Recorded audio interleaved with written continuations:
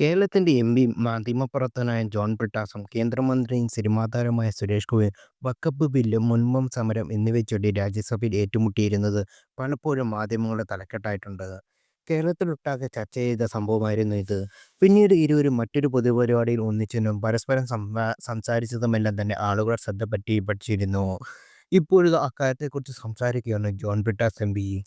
രാജ്യസഭയിലെ വഴക്കിന് ശേഷം വിഴിഞ്ഞത്ത് വെച്ച് സുരേഷ് ഗോപിയുമായി സൗഹൃദം പങ്കിട്ടതിനെക്കുറിച്ച് കാഴ്ചയെക്കുറിച്ചുള്ള ചോദിച്ചതിന് മറുപടി നൽകുകയായിരുന്നു ബ്രിട്ടാസ്. സുരേഷ് ഗോപിയുമായി ഒരുപാട് കാലത്തെ സൗഹൃദമുണ്ടെന്നും എന്നും അദ്ദേഹത്തിന്റെ രണ്ടാം വരവ് നിമിത്തമായത് താനാണെന്നും ടിവിക്ക് നൽകിയ അഭിമുഖത്തിൽ സംസാരിക്കെ ബ്രിട്ടാസ് പറഞ്ഞു. സുരേഷ് ഗോപിയുമായി ഏറെ നാളത്തെ പരിചയമുണ്ടെന്ന് നിങ്ങൾക്കറിയാമല്ലോ. അന്ന് ആ പ്രശ്നം കഴിഞ്ഞ് പുറത്തെത്തി ഞങ്ങൾ ഒരുപാട് സംസാരിച്ചു.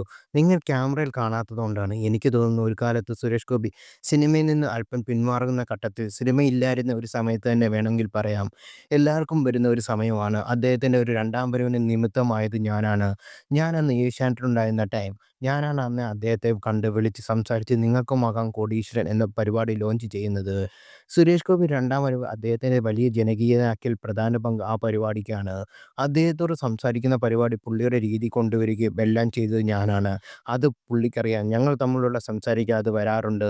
എത്രയോ കാലം വലിയ സുഹൃത്തുക്കളായിരുന്നു. ഞാനും പുള്ളിയുമായിരുന്നു എല്ലാം ചെയ്തുകൊണ്ടിരുന്നത്. അക്കാലത്ത്